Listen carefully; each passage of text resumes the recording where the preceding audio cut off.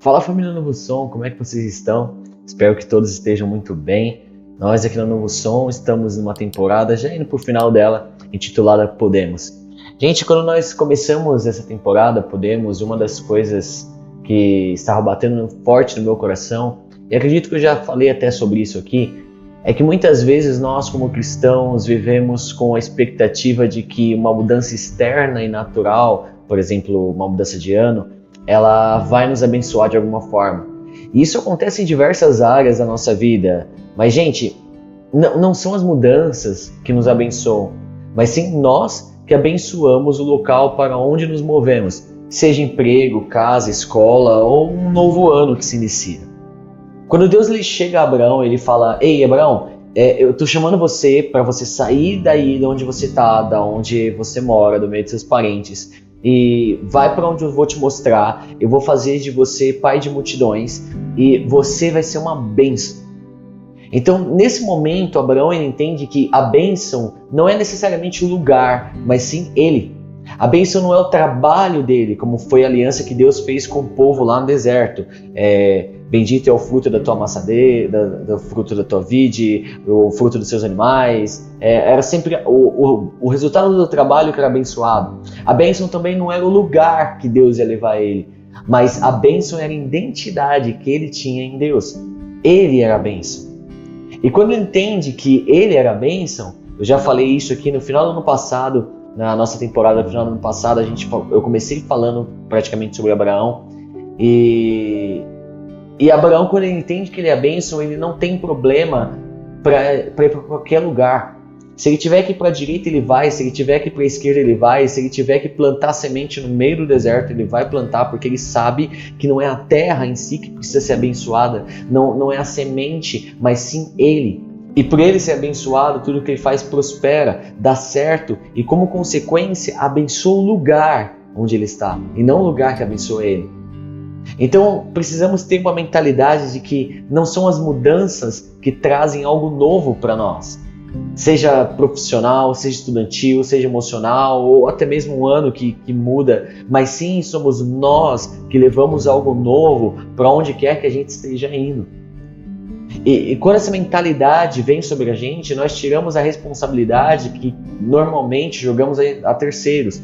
Ao pastor, ao professor, ao líder, o chefe.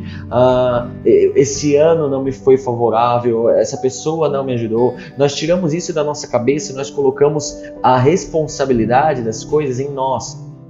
Uma outra coisa muito imatura e que é normal a gente ver acontecendo no meio da crentaiada são frases como eu estou esperando em Deus o momento em que Deus ele vai mudar minha vida.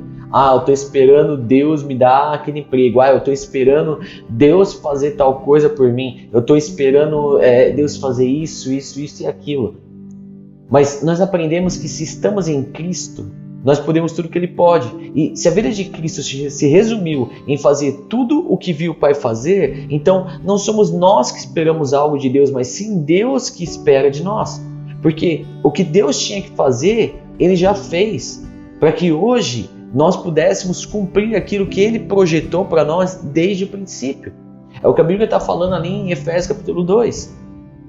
Quando nós nos posicionamos para viver aquilo que Deus ele nos fez para ser e fazer, entendemos que não existe mais nada para Deus fazer por nós, porque tudo aquilo que Ele projetou, Ele já fez. Agora, somos nós que precisamos amadurecer para realizar aquilo que fomos feitos para fazer, para viver a vida que fomos feitos para ter.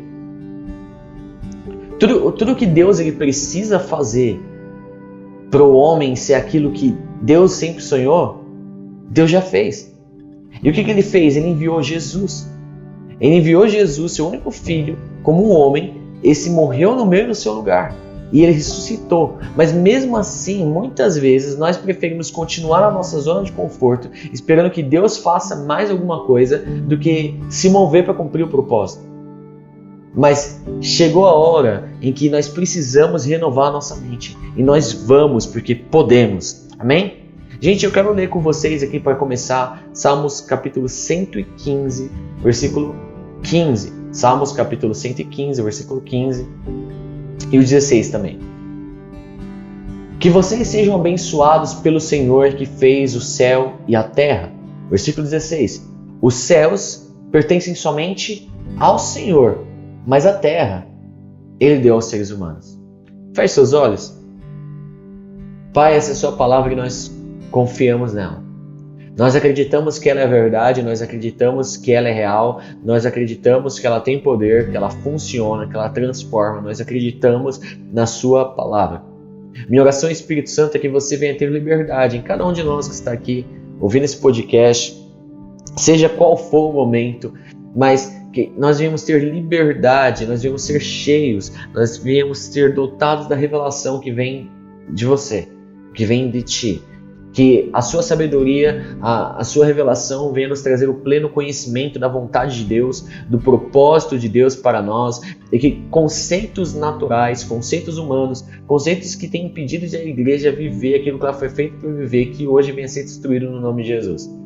Essa é a minha oração, que nós vamos romper através das verdades do Evangelho. É isso que eu te peço e eu te agradeço no nome de Jesus. Amém. Gente, vamos lá.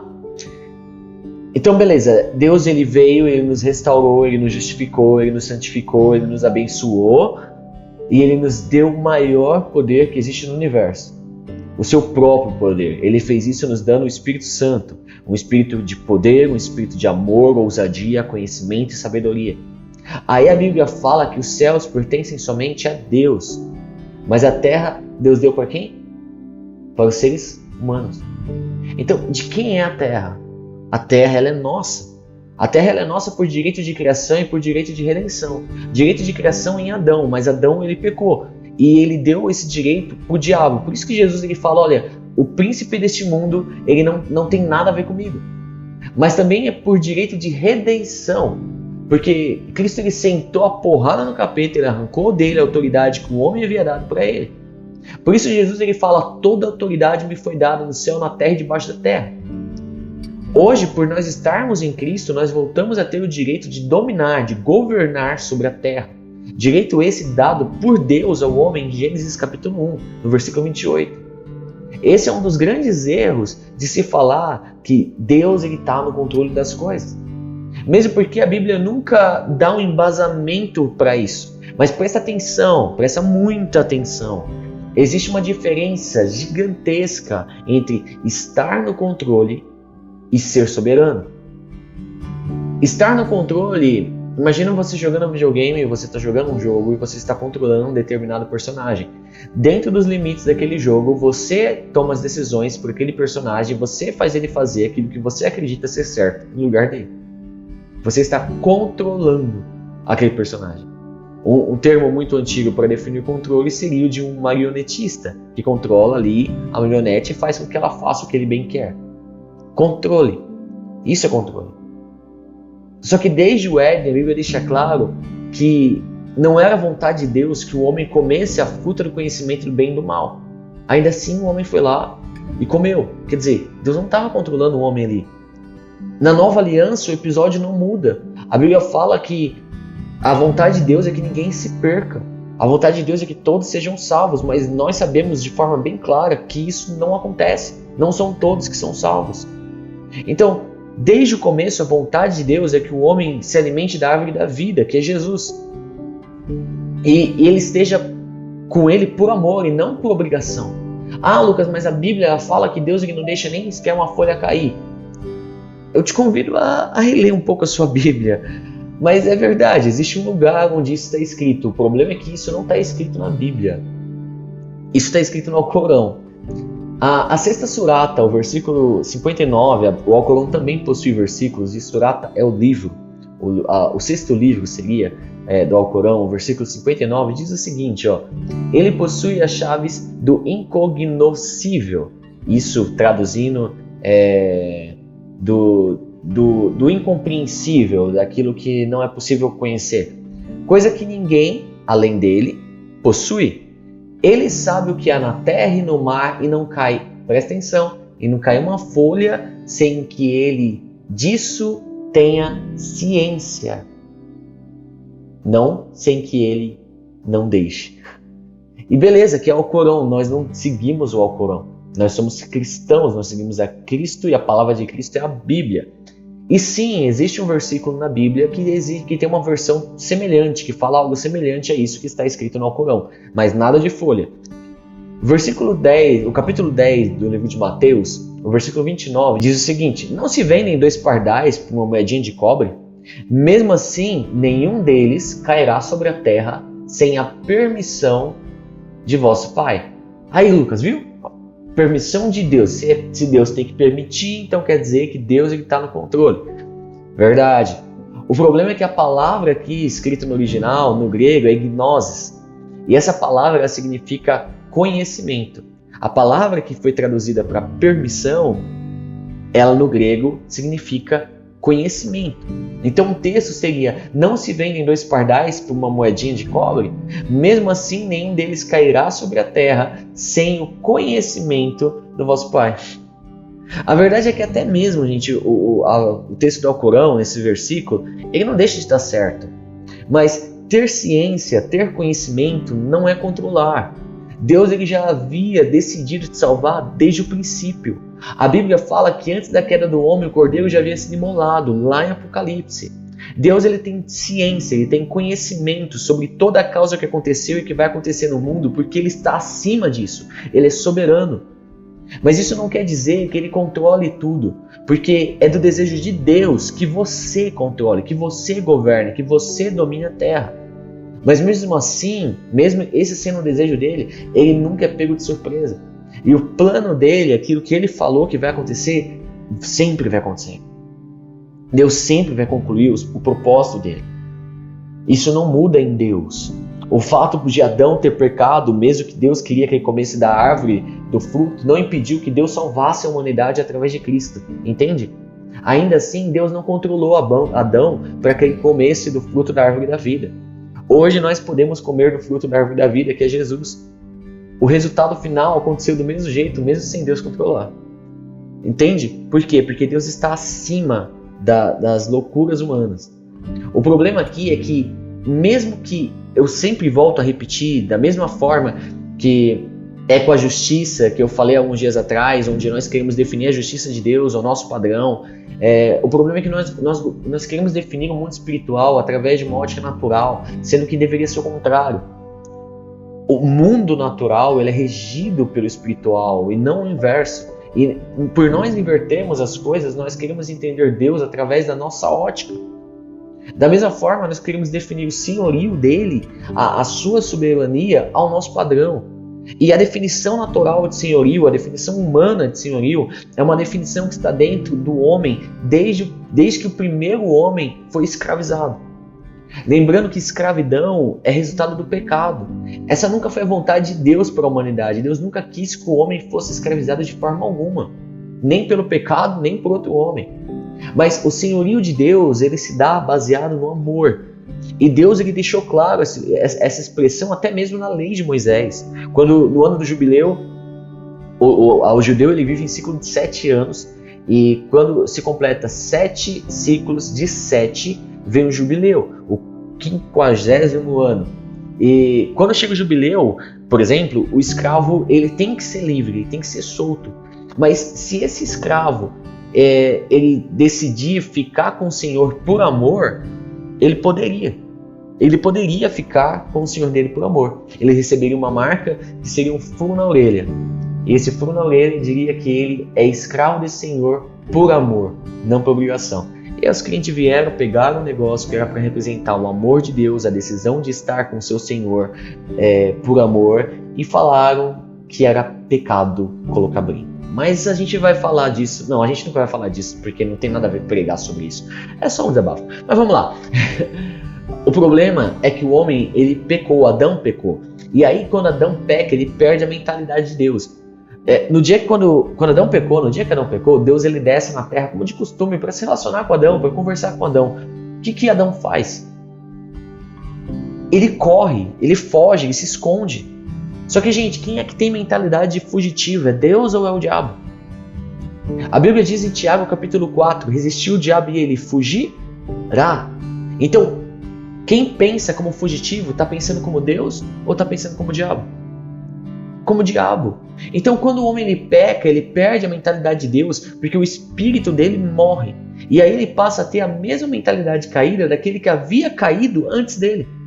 Só que quando Jesus ele vem, ele traz de volta aquilo que nascemos para ser. Ele traz de volta aquilo que fomos feitos para ser. E aí a Bíblia diz, em um texto que eu gosto muito, que experimentamos a perfeita vontade de Deus quando nós renovamos a nossa mente. Romanos capítulo 12, versículo 2. A perfeita vontade de Deus é a vida de Cristo em nós. Então, quando você muda a sua maneira de pensar, você muda a sua maneira de viver. Só que presta atenção, a Bíblia não fala de lavagem cerebral. Ela fala que precisa existir uma renovação da forma como se pensa.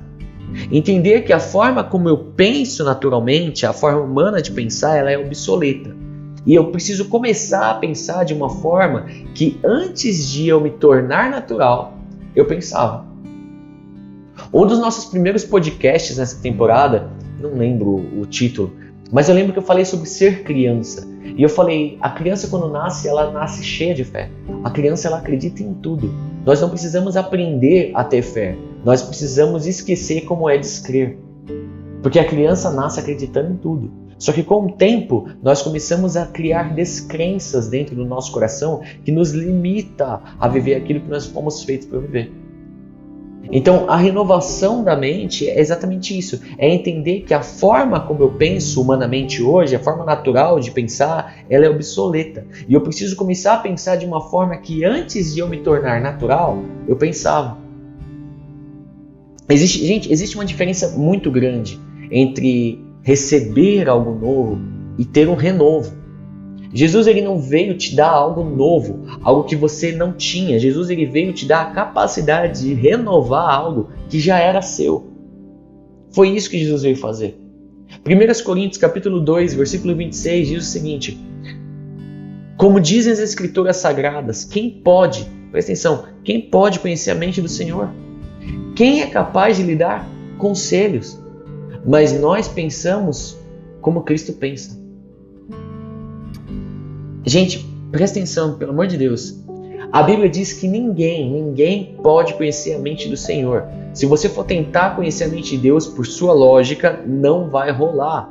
Nós vimos isso na semana passada. A Bíblia fala que não dá para entender, não dá para conhecer.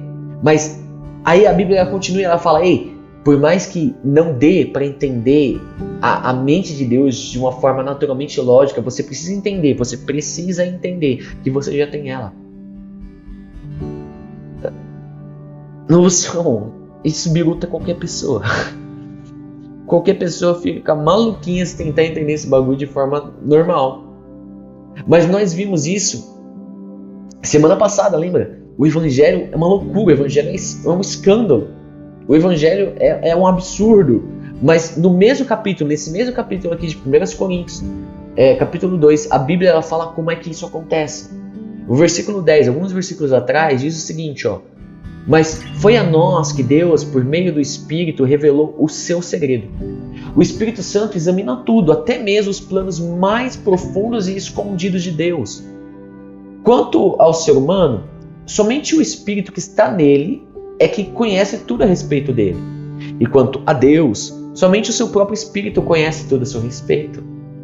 Não foi o Espírito desse mundo que nós recebemos, mas o Espírito mandado por Deus para que, presta atenção, para que possamos entender tudo o que Deus nos tem dado. Vou lá. Gente, nós precisamos entender que não recebemos nada novo.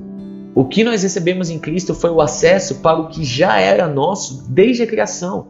Você está me entendendo? Tá, vamos lá. Renovo. Imagina que você compra um terreno. Só o terreno, não tem nada construído lá, mas você pretende morar nesse lugar, você pretende morar nesse terreno. Você vai ter que fazer uma reforma lá? Não, porque não tem nada para ser reformado. Você não vai renovar nada. Você vai ter que construir algo novo, certo? Você vai ter que fazer algo novo. No caso, obviamente, uma casa. Agora, e se você não compra um terreno, mas você compra uma casa? E você quer aproveitar a casa porque ela é uma casa boa, mas ela vai precisar de algumas reformas porque ela ficou muito tempo abandonada, ela ficou largada, ela foi mal utilizada. Então, você não vai ter que fazer algo novo, mas você vai precisar reformar ela.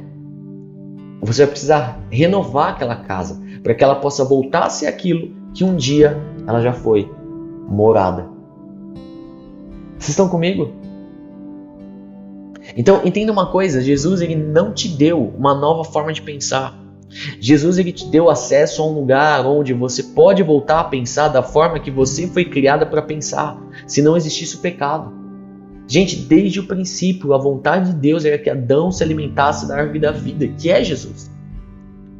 Esse sempre foi o objetivo. Gente, isso é incrível, isso é muito mind-blowing, é cérebro explodindo, espalhando para todo lado. A Bíblia fala que nós somos embaixadores de Cristo. Presta atenção, a Bíblia fala que nós somos embaixadores de Cristo. Agora, se você não sabe o que é uma embaixada, a embaixada é um lugar em outro país que representa em sua totalidade aquilo que o país dela é. Só que tem mais. É impossível você pisar, por exemplo, nos Estados Unidos sem antes você ter passado pela embaixada americana aqui no Brasil. O que eu estou querendo dizer com isso? A Bíblia. O que a Bíblia está querendo dizer com isso, né? A Bíblia fala que nós somos embaixadores de Cristo. Presta atenção. Logo, se nós somos embaixadores de Cristo, nós representamos Cristo em sua totalidade, onde quer que a gente esteja. E por nós sermos uma embaixada, é impossível alguém se achegar a Cristo sem colar com a gente. Entende? Você só se torna como ele é através da sua convivência com a igreja. Não com uma denominação, com a igreja, com o corpo, tá junto com a gente aqui colado, mano. Entende? Não dá para chegar no reino de Deus sem colar com nós. Ainda tem mais, os costumes, gente, presta atenção, os costumes que regem uma embaixada, as regras que regem a embaixada, não são as regras, não são as leis, não são os costumes da nação onde ela está, mas sim da nação que ela representa. O que isso quer dizer? Quer dizer que nós podemos até estar aqui no Brasil, mas o nosso estilo de vida não é BR na veia, mas sim Cristo em nós. Só que, gente, isso não pode ser teórico. Isso quer dizer, então, que quando alguém chegar em você e falar, ei, como é que se administra no reino de Deus a vida financeira? A sua resposta precisa ser, cara, vem andar comigo e olha como eu administro a minha vida financeira. Se alguém chegar em você e falar, ei, como é que são os relacionamentos no reino de Deus? Você vai responder, cara, vem andar comigo e olha como eu me relaciono, olha como são os meus relacionamentos. Gente, isso é alguém que sabe muito bem quem é. Alguém que entendeu que ele é um embaixador, ele sabe quem representa, ele tem autoridade para falar, vem andar comigo e você vai entender. Por quê? Porque essa pessoa entendeu que ela pode mostrar algo aqui nessa terra que é lá de cima, que é do céu, que é do reino que ela representa. Por quê? Porque ela não vive conforme os padrões naturais desse mundo, porque já renovou a sua forma de pensar. Entende? Lembra que eu falei que a resposta de Deus, isso foi, se não me engano, na pregação Podemos Abençoar dessa temporada. Eu falei que a resposta de Deus para a necessidade que você enxerga hoje, ela já foi dada. E essa resposta é você. E, gente, esse é o nível de renovo que nós precisamos ter para experimentarmos a perfeita vontade de Deus. Cara, existe uma grande diferença entre aquilo que é bom, aquilo que é agradável e aquilo que é perfeito. Existem lugares que nós vamos, que nós visitamos e falamos, nossa, esse lugar é bom, esse lugar é bom, é legal. Existem lugares que nós vamos e falamos, nossa, como esse lugar é agradável, é gostoso de se estar aqui. Mas existem lugares que são simplesmente perfeitos. Você fala, mano do céu, que bagulho perfeito. A minha pergunta para você hoje é, em que lugar em Deus você quer ir? Em que lugar em Deus você quer viver? Você quer uma vida boa? Você quer uma vida agradável? Ou uma vida que é perfeita porque o seu relacionamento com Deus é perfeito? Uma vida que não falta mais nada. Um relacionamento que não falta mais nada. Em que nível você quer viver a sua vida? Você já parou para se perguntar isso? Eu quero ler com vocês Hebreus capítulo 10, versículo 37. Hebreus 10, 37 diz o seguinte: um pouco mais de tempo, um pouco mesmo, e virá aquele que tem de vir. Ele não vai demorar. E todos aqueles que eu aceito terão fé em mim e viverão. Mas se uma pessoa voltar atrás, eu não ficarei contente com ela. Nós não somos gente que volta atrás e se perde. Pelo contrário, nós temos fé e nós somos salvos.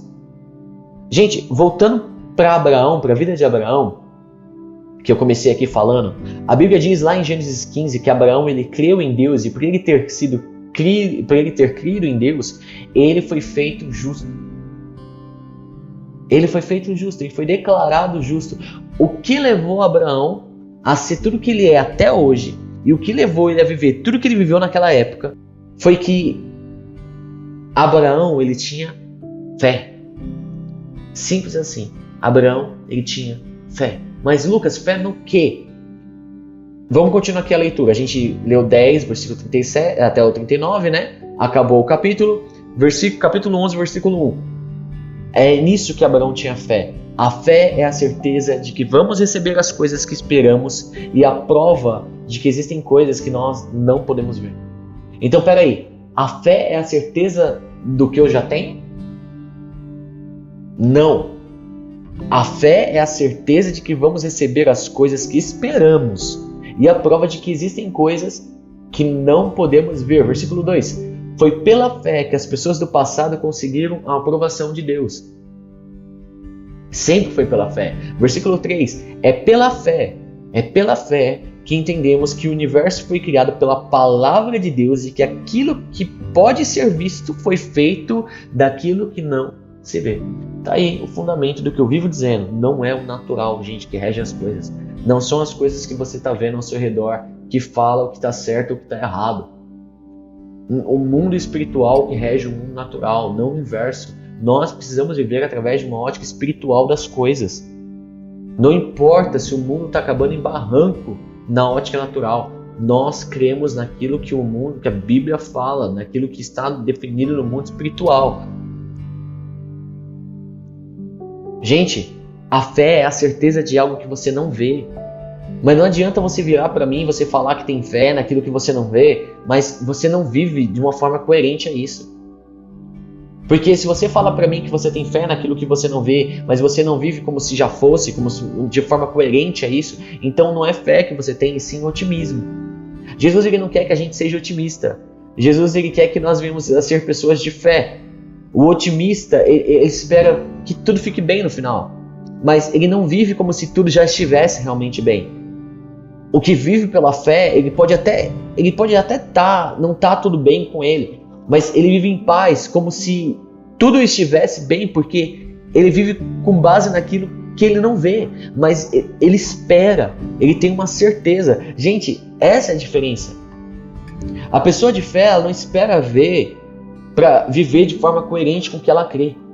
A pessoa otimista, ela só espera que no final tudo dê certo. O que no fundo é só uma massagem na sua própria ferida. A fé, ela não massageia a sua ferida. Ela mostra quem você era sem Cristo. E ela mostra quem você se tornou em Cristo, te dando acesso a um lugar onde a vontade perfeita de Deus para você se torna o seu estilo de vida. Quando você vive de forma otimista, um belo dia você vai se cansar. E quando esse dia chegar, você vai olhar para a realidade ao seu redor e você vai ver as rachaduras do sistema defeituoso que você mesmo criou. Nesse dia você vai se tornar um pessimista e isso vai ser um problema para você. Porém, quando você vive pela fé, você vive pela ótica em um reino que sempre foi e sempre será perfeito. E quando o dia mal vier, e ele vai vir, porque a Bíblia diz que ele vai vir, o dia em que o otimista se cansaria, nesse dia você vai permanecer em paz, porque você não vive com base no que você vê, mas sim com base no que você espera, porque você não é mais um mero cidadão brasileiro, mas sim um cidadão do reino, e isso faz toda a diferença. Quando você vive como cidadão brasileiro, talvez tudo mostre para você que só vai piorar. Mas quando você vive como cidadão do reino no Brasil, como embaixador de Cristo, você entende que não tem como melhorar aquilo que já é perfeito. Lucas, mas isso é otimismo, isso aí é fantasioso. Não, isso é viver no lugar que Deus te fez para viver. Mas com a sua mente bugada pela natureza humana, você nunca vai conseguir enxergar isso. Já passou da hora, gente, de pararmos de ter essas conversinhas que não constroem nada, que não edificam nada. A Bíblia fala em Efésios capítulo 4, para só sair da nossa boca aquilo que for edificar e comunicar e compartilhar da graça de Deus. Traduzindo, não deixa, em nome de Jesus, não deixa sair da sua boca aquilo que vai gerar descrença em alguém. Aquilo que qualquer pessoa poderia ficar sabendo, lendo ou assistindo um jornal. Não saia da sua boca aquilo que vai gerar falta de fé na vida de alguma pessoa. Porque quando temos uma mente renovada, nós conhecemos a perfeita vontade de Deus. E quando nós conhecemos a perfeita vontade de Deus, entendemos que ela não tem a ver diretamente com a gente. Não tem a ver diretamente comigo, mas sim com aqueles que lá fora ainda não conhecem ou não conseguem ver esse Jesus que nós temos. O renovo, gente, não se limita a nós, mas sim é uma porta de entrada para que outras vidas através da nossa também possam ser renovadas. Porque toda a criação aguarda com ardente expectativa a manifestação dos filhos de Deus. E nós podemos acabar com essa espera e renovar o mundo. Amém? Gente, vamos ficando por aqui. Eu peço que você reflita nisso. Reflita nisso que nós conversamos. Reflita no seu estilo de vida. Renove a sua mente. Permita a sua mente ser transformada. Se permita transformar seu estilo de vida através de uma renovação de mente, voltando a ser aquilo que originalmente você foi feito para ser. Não aquilo que você se tornou por causa da natureza humana. Nós podemos ir além, nós podemos renovar não só nós mesmos, mas o mundo ao nosso redor. Se permita. Amém? Fique com Deus, forte abraço, amo vocês, continue se cuidando, melhor estar por vir. Tchau, tchau.